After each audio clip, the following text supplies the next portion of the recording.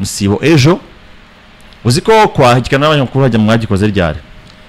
twagikoze kuwa kabiri nibyo ni kuwa kabiri kuwa mbere aho kuwa mbere nibwo habagikana n'abanyamakuru aho perezida w'ishyirahamwe ry'umupira w'amaguru mu Rwanda akaba ari Dr Shema Fabrice yavugaga ko umutoza w'ikipe y'igihugu yishyuye ibye byose ngira ngo asubizaga ikibazo cya Sidike yabonye agashahara ke kose akavuga ati umushahara wose yarawubonye nubishaka umwandikire abana makuru bango kuri yajwi ryageze ku mutoza Yitwa Adera Murushe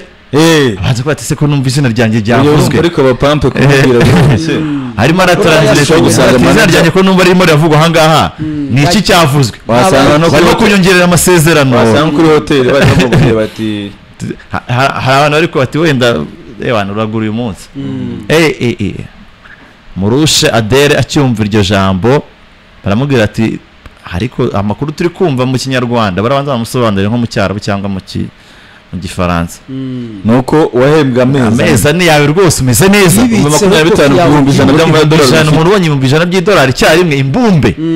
avuga tumeze neza cyane avuga ati ntago bishoboka ibintu se babivuze ati ndumva hari umunyamakuru kubaza bimeze bite mutso bana ngo asobanuje nk'abantu nka batanu mu ndimi zitandukanye yagira ngo umunyamakuru neza kano kantu kankiriye mu cyongereza ati kano kantu kankiriye mu gifaransa no mu cyarabu kugira ngo neza yumve ko iryo jambo ryavuzwe aravuga ati ni gute perezida w'ishyirahamwe ry'umupira w'amaguru mu Rwanda abeshya kandi nkana akabeshya ko amafaranga nahawe kandi ntayahawe bivuga rero ko ku buryo n'iki cyerekana ko atayahawe kandi ariko iwe yavugaga hanyuma rero ko ya Adere yo ni zandani kandi bavuga ngo uyu mutaramu ngo babanje kuvuga ngo match ngo nta match y'ikipe y'igihugu izaba ngo kubera ngo adahembye none nkaba numva zizaba ubwo rero ukuntu byagenze ahubwo kuwa gatatu rero abanyamategeko be bahise bandikira federation bandika bavuga ko bashaka nyine ko ubuyobozi bushyira mu ngiro biri mu masezerano yishyurwa kozi kuba atishyurwa ni ikibazo kandi twumva abantu bishyurwa buri kanya bivuga ko nta gihindutse ku munsi w'ejo Ferwafa nyine nyuma yo kubona iyo baruwa aribwo bateganyaga ko uyu munsi bishobora kurangira yishyuwe nta mafaranga ye akaba bayamuha yose y'amezi ane niyo gahunda yari hari nyuma y'iyo baruwa yanditswe n'abanyamategeko icyo yamenya aricyo ni kimwe Adera Murushe yewe ndiwe natuma batinda kuyampa kuko njye mfite amakuru yizewe 100% ko habaye inama yahuje ministeri n'ishyirahamwe ry'umupira w'amaguru mu Rwanda bagafata umwanzuro w'uko umugabo agomba kumwirukana bakurikije amategeko itegeko rya mbere kumwirukana atarahembwa byo ntibishoboka rero ahubwo amakuru ubwo ndumva dufite atandukanye amakuru yo yavugaga ko Adele nako Ferwafa yafashe umwanzuro wo kwirukana Adele 100% ko bamusezerera kuko yera umusaruro muke kwanza ministeri nayo yafashe nayo yikuriye side ariko ngo ikibazo bagize reka no kuvuga nge nabyumvise nako makuru mfite wenda ubwo usanga tunafite atandukanye Adele rero ageze Ferwafa ijya urumva barabikoze bemeza ko bamwirukana kuko akunda ibyuka nka Ferwafa ishaka gusezerera amashami events bakora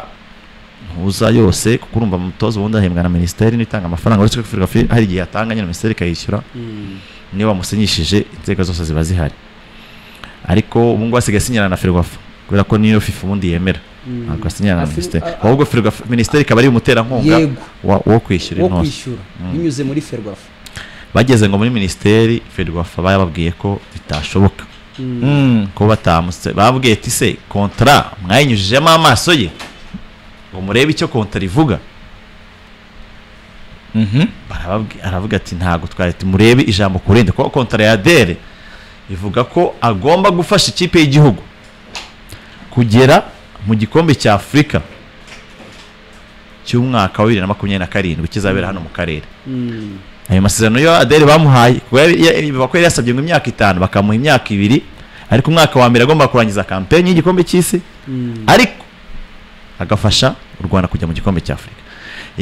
ntuza rero igikombe cya Afrika nago turagira iyo campaign iratangira kuko ari namakuru avuga ko Adele ubwe ari mu bantu bari bifujwe ko baza gusimbura no avura mu grant muri Zambia yo ntuza niki happy kubera kandi ase nawe mubizi koko iki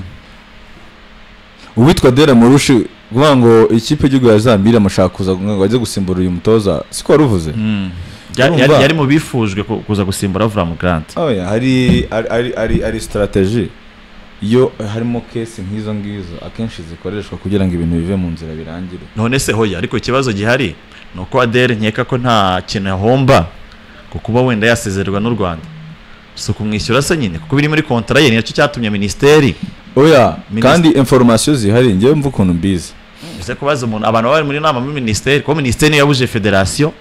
gusezerera umutoza. Federation yari yafashe umwanzuro uko basezerera Adele byanarangiye kandi mu kibazo urumva ngiye mvuga uko nabibwiye we n'umuntu wa hano hirya urumva yaramwe ngo urumva federation bari bafite iyo proposal kwanza bavuye South Africa bafite iyo gahunda bari determine bavuga bati cyane ko tumvikana na president ku buryo bavuga bati indi campaign tugomba gutangira tugomba kwitangira n'undi mutoza mushya urumva ariko bikagira naho bihurira nabyo nitwaza dukomozaho ku munsi w'ejo bitewe nuko yabonye akazi ko mwishyira muri Ferwafa donc gutoza Amavubi. Adera Murushi abo baciye bivuga ko Katibu ari mu bafite mu ruhare n'abandi bantu bari hafi aho. Ibivuga ariko amakuru yandi siyo. Andi makuru akavuga ko ashobora kuba ari nk'umuntu wenda wabagiriye inama akababwira ati uyu muntu rwose ko muzi yaza gutoza iyi equipe. So kuko turetse kubeshyanya niba munibuka cyagiye banavuga abatoza bashaka kuza gutoza Amavubi no mu byibuka Adele ntago yararimo mu batoza bari ba plan. Bongeyeho ubwose ibyo twatanye tuvuga se ko. So kuri ministeri rero babagiriye inama yo kubabwira toke murashaka gukora ibintu mufite uko mubisesengura nk'abatekinisiye nuko mubibona ariko mukwiye kureba iyi contrat kuko ni umuntu ufite contrat igorana kenshi donc ibintu biri muri contrat biradoze kuko umuntu yaranambwiye ngo Adera Murushi aza mu Rwanda we ngo yapropoje ko bibaye byiza ngo bajye bamuhemba amezi anicyarimo kuko akigera no mu Rwanda amezi ataranayakora ngo barayamuhaye bajye barindira se bakamuhemba amezi ane icyarimwe akigera mu Rwanda. Oya akigera mu Rwanda hashize amezi ahubwo bari bamwe installation kuko ndabyuka nakoraga hari mu mujyi nanabajije bari nkuru nabikozeho yamaze amezi abiri ya mbere installation bamwemereye akisinya batarayibona installation yasabye yari yamezi ane ubwo nyine bari batarayima kuko yamaze amezi abiri ndabyuka na federation yari bikonfirmye ko batarayimo bamuha amezi ane rero kuko muhari arimo amezi atarakora byashoboka ibyo sinaga amezi ane urumva hashobora kuba hamaze kurengaho andi mezi ane uwo mwuka mubi waza rero abamuhagarare cyangwa se abari hafi ye bakavuga donc urana ari ukuntu nk'umupira wacu aba nk'ikintu nimba wenda mvuze nk'ikibazo dukuze afite cyane cyane wenda nko mu kazi noneho dukuze akahita agerageza ukuntu nawe wenda nka Henson of Api ihari wenda nko muri ako kazi avuga ko bituma itagenda neza bango wabanje ugakemura ibi ariko ntabwo se umva wamara amezi ane udahembwa ugakora neza none se ko hari nuse ko wamara amezi ane warahembwe ibyo ni bya contrat aho warayahembwe utari gukora ari byo bumvikanye byabyumvikana ariko kumara amezi ane udahembwa byo nta ahubwo kireka babaye barumvikanye ko azajya yabona mbere no se ubundi still umushahara umuntu ubona arangije gukora yaramaze gukora ntabwo uretse ko nta ibyo by'amezi ane aribwo nabyumva wenda simbizi byanashoboka ariko tube ko ari nako bimeze nta hantu na hamwe umuntu yakwemera kumara amezi ane adahembwa ngo yumve byishimiye kandi na ministeri y'abana Ferwafa bavuga ko ari ikibazo kuko ko batamuhemba bagiye gukuramo ibyo birarane bye bamufitiye kuko baravuze bati nimba mutekereza no gutandukana n'umutoza kwanza mugomba kubanza mukareba contrat ivuga iki abantu bitonda ikintu kuko contrat ye ivuga ko agomba guha qualification y'u Rwanda mu gikombe cya Afrika. Igikombe cya Afrika campaign ntiratangira. Niba rero ugiye gutandukana nawe bitagaragara ko ari umusaruro wabuze ubwo ngubwo nuko nyinshi irimo gusase nabo baba bariteze ntabwo biteze kuko bumvaga ko n'ubundi campaign igikombe cy'isi yarangiye no isari we bari kubigenza ute bari kwanga ngazajya n'u Rwanda mu gikombe cy'isi kandi bigaragara ko campaign igezemo hagati abari mu kintu 5 umutoza subwa yabyemera ntago ari ukwitega bamusabye ahubwo ari cyo kintu cyonyine mbere batarashyiragamo izo condition kuko urumva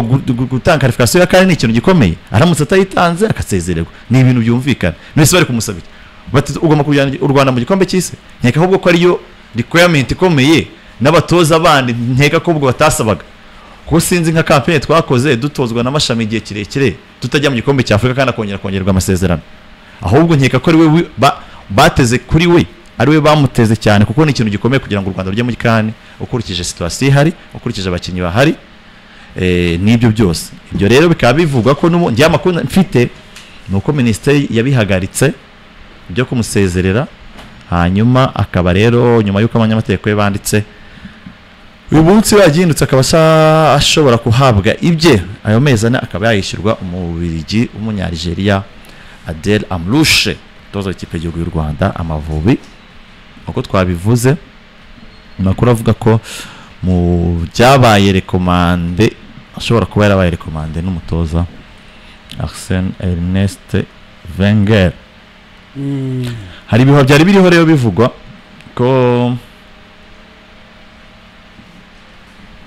Rwanda na South Africa ngo byagenze bite? Rwanda na South Africa icyo gihuha ruko amajoni iki? Igihuha kiri kuvuga ko ngo FIFA yaba yatangiye gukora iperereza ku mukino w'u Rwanda na Afrika y'Epfo, ariko kuko cyavuye muri Nigeria bashobora kuba ari ibyifuzo ko bavuga ngo uriya mukino ushobora kuba warabayemo ngo ruswa cyane cyane ku munyezamu. Ubwo rero Ntwari Fiacre abanyanigeria baracyafite inzozi yuko bagaruka bakaba bajya mu gikombe cy'isi, ariko n'ubundi babikoreye bashobora kujyayo kuko bari muri match za barrage. Babikoreye bashobora kuba bajyayo bikaba byakunda. Ubwo ariko ibyo ni igihuha niko mbitekereza, nta fact bon, ariko hari igihe inkuru itangira gutya ari igihuha ugasanga wenda byarafatika kuko n'ubundi sintekereza ko ari South Africa yakwikora nk'iyo nkuru, ntabwo yayemera. Iyo nkuru ntabwo yayikora ngo umunyezamu ngo yahawe amafaranga menshi, niko nabonye itangazamakuru ryararyandika